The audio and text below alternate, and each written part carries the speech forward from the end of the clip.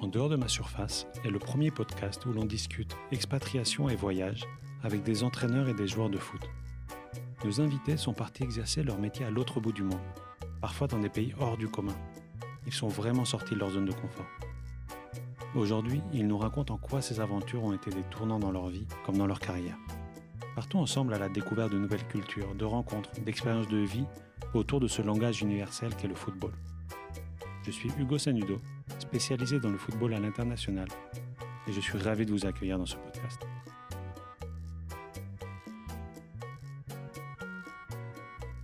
Dans cet épisode, je reçois Alexandre Copolani. Alexandre est originaire de Corse. En 2018, à tout juste 25 ans, ce jeune préparateur physique avait envie de voyager, de partir de France, où le marché du travail était compliqué. Une belle opportunité l'a alors mené en Afrique. Il voulait exercer dans un des meilleurs clubs du Gabon. Aujourd'hui, il est directeur technique d'une académie à Lagos, au Nigeria. Comme il le dit si bien, en Afrique, il faut être un vrai couteau suisse. Lors de notre échange, il nous explique sa profonde motivation pour aider les jeunes de son académie à s'en sortir grâce au foot. Préparez-vous à un vrai voyage dans le foot africain. Bonne écoute. Bonjour Alex, comment vas-tu ? Très bien, merci. Je suis très content de te recevoir aujourd'hui comme invité et d'avoir un peu de temps de discuter ton aventure en Afrique et plus précisément au Nigeria en ce moment. Mais est-ce que tout d'abord tu peux te présenter ? Oui, bien sûr. Donc, je suis préparateur physique de formation. Donc, j'ai commencé mon parcours en Corse.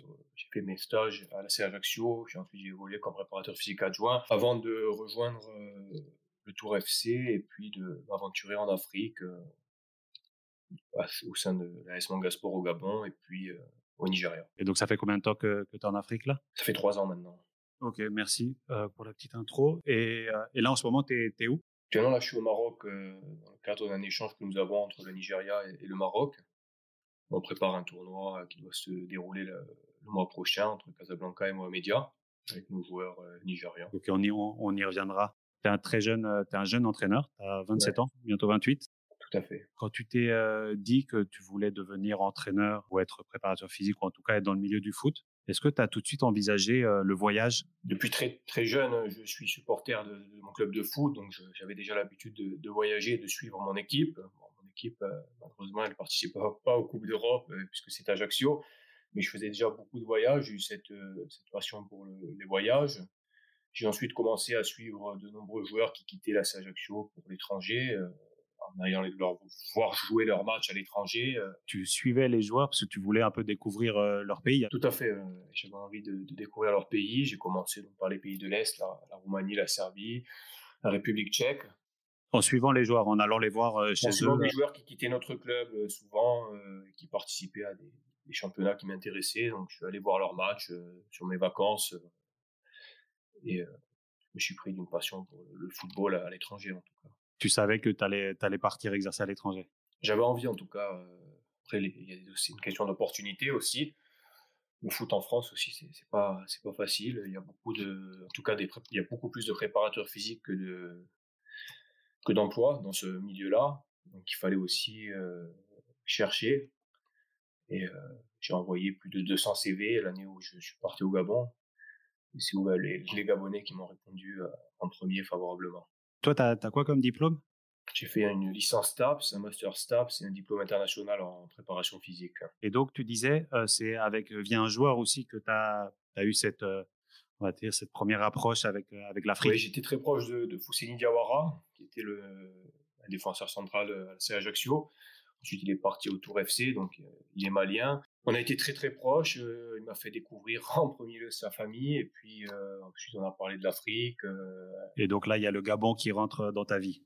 Tout à fait, le Gabon avec l'AS Mangasport, qui était un des plus grands clubs du championnat gabonais. Tu avais été recruté en tant que quoi ? Moi, j'ai été recruté en tant que préparateur physique. Donc, vous savez qu'en Afrique, on évolue vite et on peut faire plein de choses. Il faut être polyvalent. Et tu savais ça avant d'y aller ? Je ne m'imaginais pas être aussi polyvalent, mais je l'ai fait avec plaisir. Tu as dû faire quoi ?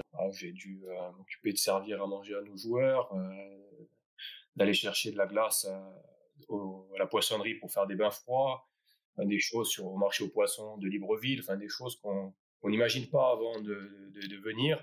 Et là-bas, comment ça se passe si on rentre dans le vif du sujet, le foot au Gabon? Écoute, au Gabon, j'avais connu ça, j'avais suivi les performances de la sélection gabonaise à l'époque où Gernot Rohr était sélectionneur, puisque c'était l'ancien entraîneur d'Ajaccio.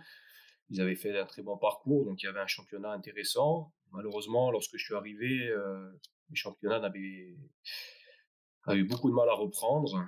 Donc il a repris en février, au lieu de reprendre en août. Donc il a fallu maintenir en forme les joueurs pendant 6 mois sans savoir quand est-ce qu'on allait reprendre.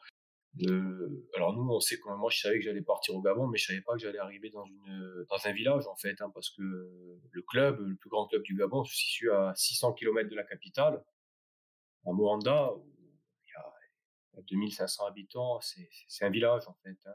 Et le plus grand club au Gabon se trouve là parce que le sponsor principal du club extrait des minerais dans la région de Moanda.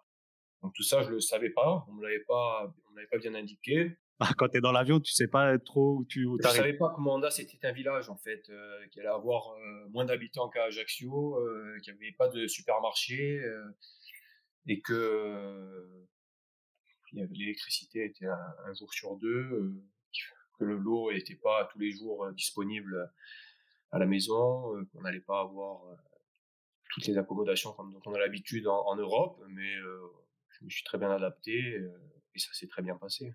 Attends, et donc quand tu arrives à Libreville, après on t'attend et tu dois Quand faire j'arrive à Libreville, on m'attend et on me fait comprendre qu'on va prendre un autre avion pour aller au club. Alors, je comprends pas trop, mais on y va alors, on prend l'autre avion, puis on arrive dans la campagne, la brousse. Alors on est pas très loin de Franceville, hein, quand même, qui est une grande ville au Gabon, mais Luanda, voilà, c'est un grand village. Bon, on s'est adapté, hein. J'ai j'étais j'ai pas rechigné à tout ça, hein. C'était une super expérience et encore une fois, je remercie les dirigeants de nous avoir fait confiance et je pense qu'ils sont contents du résultat puisque on a apporté au président qui était en place son 5e titre en 5 années de mandat. c'est ça, c'était quelle année ça? C'était il y a 2 ans et le championnat l'année dernière a repris, il a été interrompu à cause du Covid et cette année, il a toujours pas repris. Donc j'ai fait un bon choix de quitter le Gabon parce que je suis quelqu'un qui aime le terrain et rester en attente d'un championnat qui, on ne sait pas quand est-ce qu'il reprendra, c'était pas une option envisageable pour moi. Et je voulais savoir quand tu as dit à ta famille, à tes amis que tu partais, au Gabon, ils ont pensé quoi de tout ça? Pour le Gabon, mes parents sont médecins, donc ils ont une approche différente. Mon père est pas du tout fan de foot, d'ailleurs, il m'a interdit d'en faire toute ma jeunesse. Bon, il était pas très fan, mais il était encore moins fan quand je lui ai dit que je partais au Nigeria. Donc, bon, le Gabon, c'est un pays francophone, il y a une population corse quand même à Libreville, donc il était plus rassuré. Attends, il y a des Corses à Libreville? Tout à fait, oui, oui. Pourquoi? D'où? Non, non, ils sont dans le business comme tous les expatriés qui font du business. Et le village où tu étais, c'était comment? Il me semble que j'étais la seule personne blanche dans ce village, donc tout le monde me regardait, j'étais un peu l'intrus, les gens se demandaient ce que j'étais venu faire ici, jusqu'à ce qu'ils sachent que j'étais le préparateur physique de l'AS Manga Sport. J'ai été bien accueilli, hein, évidemment, parce qu'on était quand même là avant tout pour aider ces joueurs-là, hein. S'ils m'ont embauché, c'est pour aider le club et tout s'est très bien passé puisque les résultats ont suivi. En revanche, les premiers matchs ont été difficiles. Je crois qu'on a perdu nos 3 premiers matchs et évidemment, la population disait que c'était à cause du blanc. Ah ouais? Quand on perdait les matchs et qu'il fallait tout de suite nous renvoyer, il fallait trouver un coupable. En Afrique, souvent, on trouve des raccourcis pour expliquer les défaites. Bon, le soutien du coach et du président, évidemment, hein, qui ne remettait pas en question mon travail, puisqu'on avait quand même fait des matchs de Coupe d'Afrique où on avait tenu tête à la SEC Mimosa. Donc, ça voulait dire qu'on était quand même une bonne équipe et qu'on faisait du bon travail. Tes joueurs, justement, il y a eu des blessures après où il y a eu des histoires comme ça où, ils ont continué à penser que ça pouvait être de ta faute ou je sais pas Non, non, non, avec les joueurs, j'avais une relation très fraternelle avec mes joueurs, hein. Je crois que le travail de préparateur physique, on est quand même assez proche des joueurs. Euh, j'ai toujours été soutenu par mes joueurs, hein. Le mot fraternel, c'est vraiment celui qu'on doit employer, hein. On était très, très, très proches. Et je me rappelle encore des mots qu'ils ont eu envers moi à mon départ. Certains joueurs ont même pleuré, hein. Donc j'avais aucun problème là-dessus. et comment tu as fait quand tu es arrivé pour, un peu comprendre les aspects sociaux, culturels, tu vois, de l'équipe, si tu connaissais pas vraiment les gens sur place. J'ai beaucoup observé, j'ai beaucoup écouté, le coach. Moi, j'ai tendance à écouter les personnes plus âgées que moi, dans la vie de tous les jours, hein, pas forcément dans le foot. Et j'ai écouté, j'ai fait ma propre analyse et tout s'est bien passé. J'ai toujours écouté ce que le président me disait, les conseils du président, du trésorier, du kiné, parce que j'étais la personne la plus jeune au club, hein. Il y avait des joueurs qui étaient plus âgés que moi. Donc, et c'est encore le cas dans le pays dans lequel je suis actuellement. Donc j'ai fait mon analyse et tout s'est plutôt bien passé. Et tu vivais où là-bas?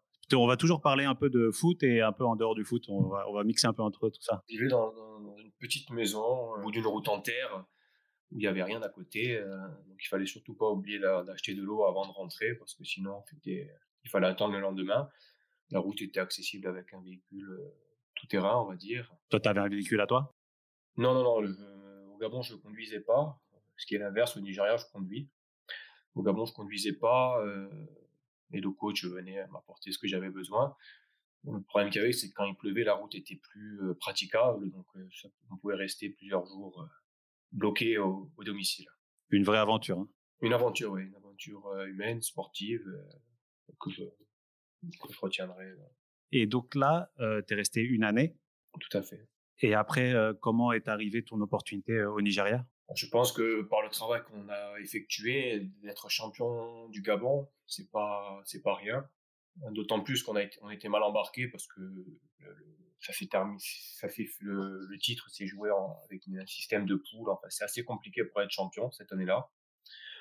Et je pense que tout le monde l'a su. Moi, j'ai proposé mes services ensuite au Nigeria parce qu'en France, on commençait à parler des joueurs nigérians. On m'avait dit que c'était le pays où il y avait le plus de talents actuellement. Et quand on aime le foot, ben, pareil, hein, on a envie de découvrir ces talents. Et aujourd'hui, c'est un plaisir pour moi d'être dans ce pays, de voir chaque matin, ils vivent le foot hein, là-bas, hein. Du matin au soir, vous pouvez voir des matchs de foot. D'ailleurs, ça nous arrive de nous entraîner à 6 heures du matin parce qu'il y a de grosses difficultés pour avoir des terrains disponibles parce que les gens ne vivent que football au Nigeria. Et on le voit, que c'est que dans la rue, on les voit jouer tout le temps. Tout à fait, oui.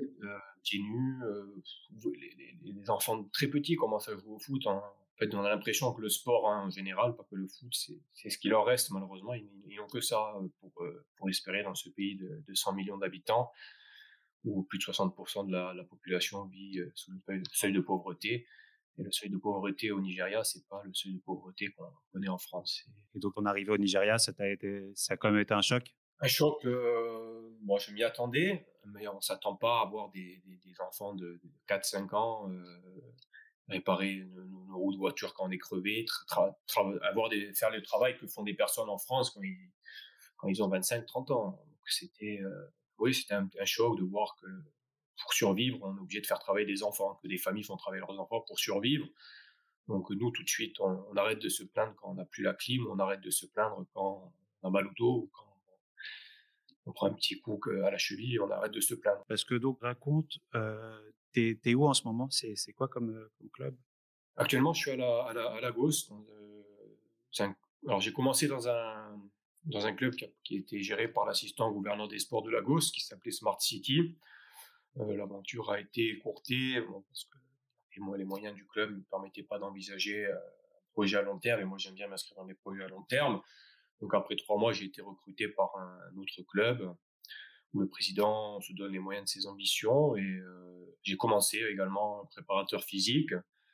J'ai ensuite tout de suite évolué au poste d'entraîneur adjoint pour ensuite prendre le poste d'entraîneur. C'est pas moi qui ai voulu tout ça, hein, c'est mon président qui a voulu tout ça. Et puis après, il fallait qu'on passe un autre palier. Et moi, je lui ai dit qu'il fallait prendre un entraîneur confirmé. Donc, il m'a demandé de prendre la direction technique du club et de faire venir un autre entraîneur français. C'est qui l'entraîneur? C'est Gilles Hugon. Il était à Verbantan, dans le sud de la France. Il a une grosse expérience en Afrique également. C'est une académie ou c'est un club professionnel? Non, c'est une académie. On a une section club avec les joueurs de 17-20 ans et la section académie en dessous entre 17 et 14 ans. Et on a également créé une section féminine. Donc ça, c'est tout ce que j'ai fait pendant mon travail de directeur technique. Donc aujourd'hui, on a toutes les composantes et on professionnalise le club et on va rejoindre le championnat de deuxième division très rapidement. Ok. Comment ça se passe un peu le foot au Nigeria? Ouais, alors il y a la première division qui est la seule division professionnelle, Nigeria Professional League, NPL. Puis vous avez la seconde division qui est sur quatre poules, parce que le pays est tellement grand, ils sont obligés de faire comme ça. Et donc les deux premiers de chaque poule se rencontrent en tournoi final pour ensuite accéder à la première division. Et ensuite vous avez la troisième division qui est sous forme régionale. Et là vous avez 8 poules. Donc Et il y a un championnat féminin? il y a un championnat féminin, oui, absolument. D'ailleurs, à ce titre, lorsque je suis arrivé, on a fait venir on avait trouvé la gardienne du Nigeria dans ce championnat et on l'a accompagnée jusqu'au Paris FC, puisque vous devez savoir que le président du Paris FC est corse et il cherchait une gardienne et du coup, depuis, ils ont cette gardienne-là qu'on leur a amenée et qui est leur titulaire actuellement. Ouais. C'est génial. Et elle joue bien, non, les joueuses africaines Et dès mon arrivée, je suis allé m'intéresser j'ai regardé le foot féminin parce qu'il prend une grosse part également du foot au Nigeria. Hein.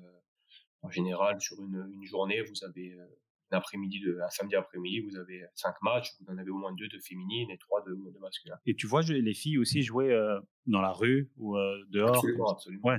Tout à fait. Oui, oui, Entre elles ou c'est un peu mixte? c'est mixte, c'est mixte. Nous, dans notre équipe, on a inclus des féminines aussi qui s'entraînaient avant qu'on fasse la section féminine. On n'avait aucun problème à mixer, à donner cet espoir à ces jeunes filles. Et dans ton académie, les enfants, ils vivent là-bas? Ouais. Oui, on a la chance d'avoir un président qui investit beaucoup d'argent. Les enfants sont logés, sont nourris. Pour les plus jeunes, j'ai mis en place une scolarisation qui n'était pas le cas avant que j'arrive. Donc pour les plus jeunes que nous avons intégrés dans la catégorie U15, on s'est attaché à les scolariser en tout. On a une école privée, mon président prend en charge les frais, qui se trouve juste en face du camp. Donc le camp où sont logés nos joueurs, c'est un petit bâtiment de 3 étages avec des chambres qui sont partagées entre 3 et 4 joueurs, où sont logés les joueurs de l'équipe 1, on va dire, les moins de 20 ans. Les joueurs des moins de 15 ans, eux, sont logés directement dans la maison du président, dans un appartement au rez-de-chaussée pour plus de sécurité. Et le président, c'est qui? Pourquoi il fait ça? Le président, c'est avant tout un passionné de football qui a monté cette académie après la Coupe du Monde en Afrique. Donc c'est très récent en fait. Hein. Donc c'est pour ça que quand je suis arrivé, j'ai pas trouvé grand-chose. On parlait beaucoup de ce président parce il est connu. C'est quelqu'un qui a une fondation et qui reverse 60% de ses revenus dans le caritatif. Donc je savais que j'avais affaire à une personne qui a un grand cœur. Et ce monsieur aujourd'hui, bon, ça fait depuis 2014 qu'il investit et il a un retour sur investissement qui est de zéro et il continue à le faire. Et ça, c'est dans Lagos? C'est à Lagos, oui, à quelques kilomètres de Lagos, c'est à Lekki précisément. Donc on est soutenu par l'ambassade de France dans nos démarches. Hein. L'ambassade de France est très proche de nous, elle suit le travail qu'on effectue, elle nous facilite éventuellement les visas à partir du moment où on a des invitations pour nos joueurs. Elle nous encourage à continuer dans ce sens-là. Raconte un peu Lagos. Toi, tu vis à Lagos? Je vis à Lagos, oui. Lagos, c'est pour faire 5 kilomètres, vous pouvez passer 2 heures. C'est-à-dire rouler à 2,5 km par heure. Euh, mais bon, il y a des bons côtés, des mauvais côtés. On passe beaucoup de temps dans les embouteillages. C'est une ville où il y a beaucoup, beaucoup, beaucoup de monde. La pauvreté, on le voit à chaque carrefour, hein, malheureusement. Donc souvent, on se remet en question. Et à chaque carrefour, on voit la pauvreté. Et puis quand on est dans le bus avec les joueurs, on leur montre ce qui se passe dans la rue, la chance qu'ils ont d'être dans ce club, d'être nourris, logés, blanchis, de jouer au football. Mais je pense que c'est bien pour les joueurs hein, de voir, ça leur donne un mental d'acier. Et pour l'instant, les joueurs qu'on a accompagnés en Europe ont réussi. Et je pense que c'est aussi grâce à ça, à cette force mentale qu'ils ont, d'être confrontés à la difficulté jusqu'à leurs 18-19 ans. Au Nigeria, il y a plusieurs religions. Tu le vis? Comment au quotidien? Comment tu gères? Ouais, c'est une gestion parce que bon, évidemment, dans notre équipe, on a, je pense, 50-50, 50% de musulmans, 50% de chrétiens. Et un jour, c'est les chrétiens qui prient en premier à l'entraînement, puis après les musulmans, puis le jour d'après, il y a une très bonne entente. Hein. Ils se remettent avant tout dans les mains de Dieu, mais tout dans les mains de Dieu. Donc pour eux, ils prient ensemble, hein, on prie tous ensemble, les musulmans, les chrétiens. Ils respectent beaucoup quand l'un prie et que c'est au moment de l'autre. On n'a aucun problème là-dessus. J'ai été un peu étonné d'ailleurs de ça, parce on m'avait pas parlé de ça de cette façon-là. Et toi, en tant que manager, quels sont les plus grands apprentissages? Oh, aujourd'hui, la façon déjà de s'exprimer aux joueurs en Nigeria, en Afrique, selon les mots qu'on utilisait, on pouvait faire passer des messages très facilement. Et l'importance des mots au Nigeria est très importante et je pense qu'on peut appliquer ça en Europe. Et justement, tu travailles beaucoup, toi, pour être sûr d'utiliser les bons mots, tu y On réfléchis travaille beaucoup? beaucoup, ouais, les causeries d'avant-match, les séances vidéo, les causeries d'après-match, les interviews également. On fait attention aux mots qu'on utilise. Alors, je dis pas que c'est les mots qu'on utilise qui font qu'ils gagnent, hein, mais les mots qu'on utilise, en tout cas, ils font qu'ils comprennent ce qu'on attend d'eux. Est-ce que tu as un plan de carrière? Moi, j'aimerais bien un jour être préparateur physique d'une sélection africaine. Après, je suis jeune. La fonction de directeur technique, je l'ai pas souhaité. Je préfère quand même être un homme de terrain. Après, mon retour en Europe, j'y pense pas. Voilà, c'est ce que j'allais te demander aussi. Est-ce que tout ça, tu le fais dans un objectif Non, de non, absolument pas. travailler Il en y a France? des entraîneurs qui ont fait carrière en Afrique. Il y en a beaucoup d'ailleurs. Moi, je n'ai aucun problème à faire carrière en Afrique. D'ailleurs, je pense que le football africain va, va se développer puisque la FIFA met beaucoup de moyens dans le développement du football africain. Dans les années passées, les moyens qui étaient mis à la disposition des fédérations étaient souvent détournés malheureusement. Mais je pense qu'aujourd'hui, on a beaucoup plus de contrôle et que dans les années à venir, dans les 10 ans à venir, l'argent que mettra la FIFA à la disposition des fédérations sera véritablement investi dans le football africain.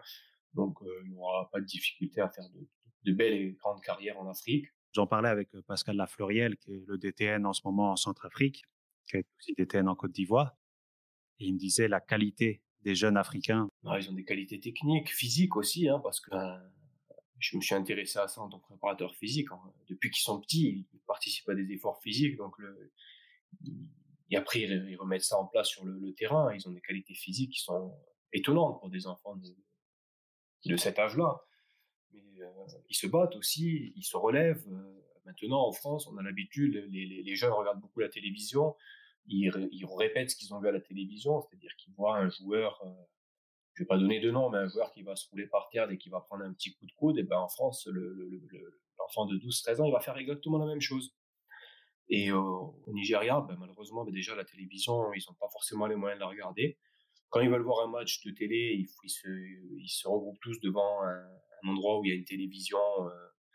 Donc ils voient pas ce qui se passe à la télévision. Donc ils ont cette facilité à se relever, à constamment se battre pour jouer. Et ça, ça m'impressionne. Ça m'impressionne. Parfois, ils prennent des coups. Nous, on a des joueurs qui ont pris des coups, qui ont fini le match, mais qui étaient gravement blessés finalement à la fin du match.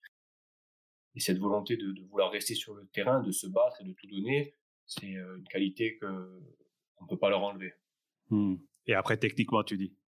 Techniquement, évidemment, techniquement, et d'autant plus que malheureusement, bon, les entraîneurs dans ces pays-là ne sont pas forcément bien formés. Donc, on s'imagine que s'ils avaient, dès leur plus jeune âge, en plus des entraîneurs et des formateurs qualifiés, ça pourrait être impressionnant. De ton point de vue, faut plutôt, tu penses vraiment à cette capacité des joueurs à venir jouer en Europe ou faut au contraire essayer de solidifier le championnat local pour essayer de les faire jouer au maximum dans le pays? Le problème du championnat local, c'est son niveau, parce que malheureusement, le niveau est très très faible. Les meilleurs joueurs se trouvent pas dans le championnat local, hein, ils se trouvent principalement dans des académies. Pourquoi? Ben, la raison, elle est très simple, hein. J'en ai discuté récemment avec le sélectionneur national, qui est maintenant Gernot Rohr, donc qui était également au Gabon et qui était à Ajaccio. Il te suit. Ouais, non, c'est moi qui le suis plutôt. Les clubs professionnels au Nigeria de première division n'ont pas de centre de formation, n'ont pas de catégorie U20, n'ont rien du tout. Donc ça donne, en fin de compte, les clubs qui jouent là les joueurs sont parfois très âgés. Donc ce championnat de première division, il est pas. J'ai beaucoup plus de plaisir à aller voir des matchs d'académie sur des terrains en terre plutôt que d'aller voir des matchs de première division. Moi, je pense que le Nigeria va gagner une grande compétition prochainement. Je sais pas si ça va être la prochaine CAN ou ils rentrent loin à la prochaine Coupe du Monde au Qatar. J'y crois parce ils ont des talents. Ils ont beaucoup de joueurs qui ont joué la Coupe du Monde du 17 au Brésil, qui sont en train d'éclore dans des clubs européens. Et toi, tu t'y vois rester? Je m'y vois rester. Oui, moi, j'ai aucun problème à travailler dans ce pays, hein. Les gens m'ont bien accueilli. C'est un pays qui vit du football, hein. Les gens se lèvent pour jouer au football et ça, c'est quelque chose de passionnant. Après, on ne sait pas de quoi est fait les opportunités qu'on peut avoir. Après, une fois que tu rentres, justement, quand tu étais au Gabon, après il y a le Nigeria qui t'a appelé, tu penses qu'une fois que tu es en Afrique, que tu as cette expérience africaine, tu es dans le circuit du foot africain et on fait plus appel à toi, on te connaît, ton CV il circule? Les clubs, maintenant, ils cherchent des personnes qui ont une expérience en Afrique parce qu'ils se sont rendus en Afrique, en tout cas, ils se sont rendus compte que faire venir parfois des étrangers qui n'avaient aucune expérience, ça marchait pas, ils avaient du mal à s'adapter. Donc aujourd'hui, c'est vrai que là, j'ai été contacté par un club en RDC, qui avait eu mon CV par un intermédiaire. Ils ont vu mon expérience en Afrique et à partir du moment où on a été au Nigeria, je crois qu'on peut s'adapter dans n'importe quel autre pays d'Afrique. Et tu te fatigues pas un petit peu des fois de l'Afrique? Comment ça se passe, de ton quotidien? Lagos, c'est relativement épuisant, hein. La vie à Lagos, c'est bruyant, c'est épuisant, on est très sollicité. On est obligé souvent d'avoir un service de sécurité lorsqu'on va au stade. On passe plus de temps dans les transports que sur le terrain. Mais à la fin, quand on discute avec nos joueurs, enfin, on, on oublie tout. La vie n'est pas facile à Lagos, hein. C'est évident. Mais on le fait pour nos joueurs, je pense. Et ils nous le rendent sur le terrain aussi. Parce que de les voir jouer, d'être heureux, ils oublient tous leurs problèmes lorsqu'ils sont sur le terrain, et nous, de les voir heureux à la fin du match, c'est ce qui nous motive à continuer et à en faire davantage pour eux. Et mais on est venu te voir, de ta famille, tes amis? Il y a Non, des non, gens non, qui t'ont contacté? malheureusement, mes parents ont beaucoup de travail. Et mes amis, bon, le Nigeria, c'est pas un paysage de carte postale. On pense pas venir en vacances au Nigeria. Pourtant, il y a des choses magnifiques à voir, hein. Et toi, tu as pu voyager un peu au Nigeria? J'ai pas beaucoup de temps, en fait. Nous, nos semaines, elles commencent le lundi, elles finissent le samedi. Et le dimanche, on est assez fatigué. Donc, le seul voyage que j'ai fait, c'était d'aller entre Lagos et Abuja lorsque je me rends à la fédération ou au sein des ambassades pour obtenir les visas de nos joueurs qui doivent voyager. J'espère avoir le temps prochainement.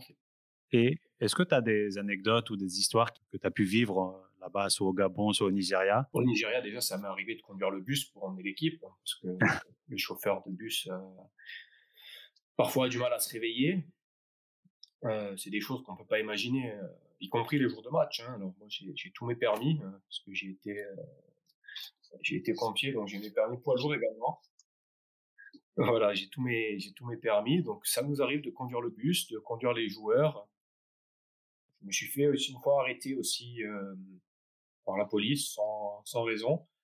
Et en fait, ils prennent les clés du véhicule et puis ils accrochent la voiture à un 4x4 et ils vous traînent, on ne sait pas où. Donc j'ai dû faire appel à l'ambassade de France qui est venue en urgence avec la localisation de mon téléphone nous sortir de là. Ah, toi, tu es resté dans la voiture? Je suis resté dans la voiture, oui, ils nous laissent dans la voiture, on ne sait pas pourquoi ils vous arrêtent, ils vous crient dessus, ils ouvrent la fenêtre, ils vous arrachent les clés du tableau de bord. Vous comprenez rien, donc la seule chose qu'il vous reste à faire, c'est d'appeler le numéro d'urgence de l'ambassade, et puis, bon, et puis en fait, on sait rien. À la fin, l'ambassade envoie des militaires, et puis ils vous disent de repartir, et on sait jamais. C'est un pays un peu, je dirais pas dangereux, mais tellement c'est pauvre, les policiers tentent de tout pour le tout pour récupérer de l'argent. Et ça, c'est une expérience, bon, ça m'a pas plus traumatisé parce que on sait pourquoi ils ont fait ça, hein. Ils font ça pour survivre, hein, les policiers. Même les policiers sont dans un état de pauvreté, au même titre que la population. Mais toi, tu te sens pas en insécurité? Non, non, non, je pense maintenant, bon, mon président nous met un service de sécurité à disposition. Concrètement, c'est quoi? Ça veut dire on a des militaires qui ont une Kalachnikov avec un triple chargeur constamment avec eux. Avec toi, ils te suivent? Ouais, ouais, ils nous suivent et bon, au début c'était un peu pesant. Par exemple, la première fois que je suis dans le premier club, le militaire il dormait dans mon salon. Et un matin, il est parti faire une course. Je me suis assis dans le canapé et je sentais un truc qui me touchait le dos. C'était ça. Il avait laissé sa Kalachnikov dans le fauteuil. Donc c'est des choses qu'on ne vivra pas en France. C'est évident, mais On s'y habitue, ouais, on s'y habitue.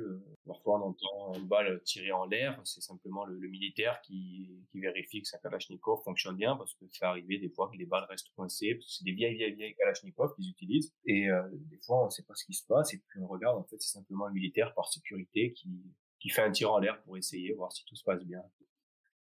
Ça fonctionne.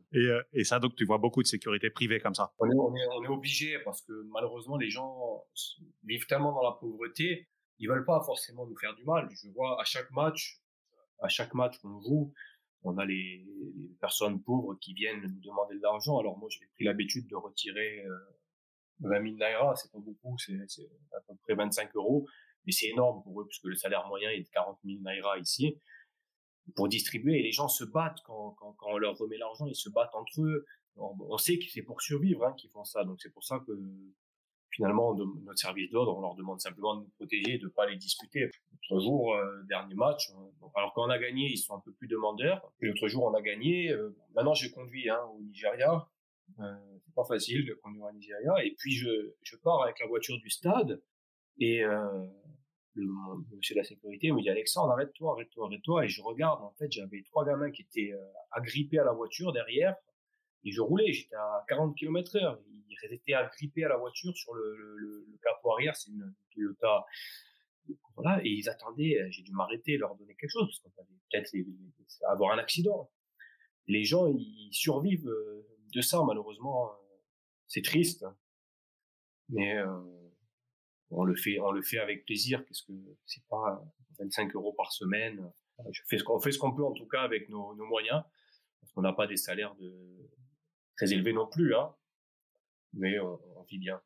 C'est des leçons de vie quand même. Ouais. Ici, je pense que c'est même pas une notion de vie. Ici, les gens essayent de survivre. Ils essayent pas de vivre, ils essayent de survivre. C'est-à-dire que à chaque carrefour, même si vous avez une bouteille d'eau il reste la moitié, si vous n'avez pas d'argent à donner, la personne va accepter la bouteille d'eau à moitié. Alors ça nous arrive quand on peut d'aller faire des courses avec l'entraîneur, des produits de première nécessité, et à certains carrefours dont on a l'habitude de passer, de distribuer. On fait ce qu'on peut, mais malheureusement, c'est pas nous qui allons résoudre le problème de la pauvreté au Nigeria, dans un pays de 200 millions d'habitants, et où les chiffres prévoient dans 10 ans 400 millions. Donc je sais pas ce que sera ce pays dans 10 ans. C'est dur, c'est lourd ce que tu racontes et ce que tu vis, même si c'est le plus dur, c'est pas pour toi, mais quand même, par rapport à nous, ici en France, ça nous fait réfléchir. Et les joueurs se contentent de rien. Vous savez, une autre anecdote, c'est que parfois, ça m'arrive de cuisiner pour les joueurs, parce que le matin, on doit partir très tôt, et les joueurs, déjà, sont très fatigués. Alors, j'ai un joueur qui est blessé, qui se porte volontaire pour cuisiner. Moi, il est impensable pour moi de le laisser cuisiner tout seul. Donc, dernièrement, avant un match, on est parti à 4h45. On est allé chercher de l'eau au puits, on a rempli, on a fait cuire du riz. Et ils sont partis avec leur ration de riz, et ils nous ont gagné le match 3-1. Tout le monde était content. Mais les joueurs nous le rendent bien. On sent quand on t'écoute, on sent que tu vas jamais te détacher ou t'éloigner de ce continent, même si tu n'as que 27 ans. Moi, en tout cas, ce que j'ai vécu au Nigeria, je pense que je ne l'oublierai jamais. Et on a toujours envie de faire plus. Et c'est même difficile. Là, j'ai une proposition, je vous dis, de la RDC. Ça m'embête d'abandonner d'abandonner les joueurs, parce que les joueurs vont le vivre comme un abandon.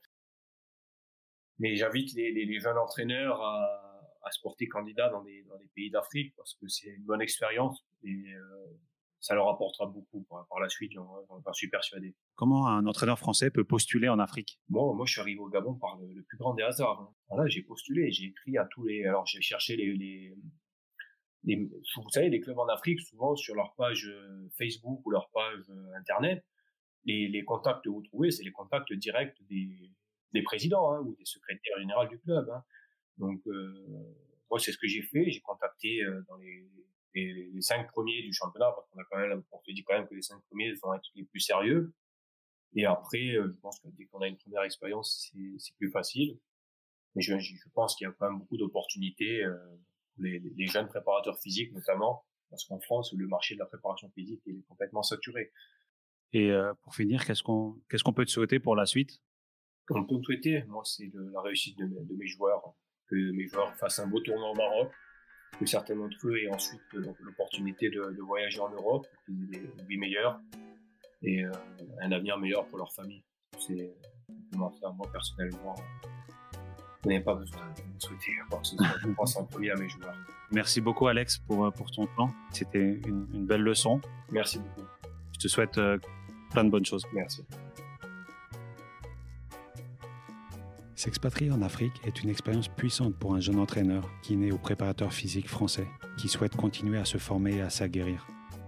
Dans ce continent qui vit pour et autour du foot, Alex a trouvé sa voie et s'épanouit pleinement. Sans savoir ce que lui réservent les prochaines années de sa carrière, on sent qu'il a fait le bon choix en allant là-bas et qu'il y est à sa place. Merci encore pour ce moment de partage, Alex.